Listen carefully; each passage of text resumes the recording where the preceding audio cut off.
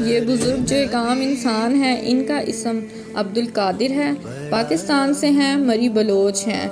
یہ غریب شخص بکریوں کا چرواہا ہے، 15 سال لوگوں کی بکریاں چراتا رہا، تنکا جمع کرتا رہا۔ آخر کار اس نے رمضان المبارک سن 1444 ہجری میں اپنا سفر الحرمین الشریفین کی طرف کیا۔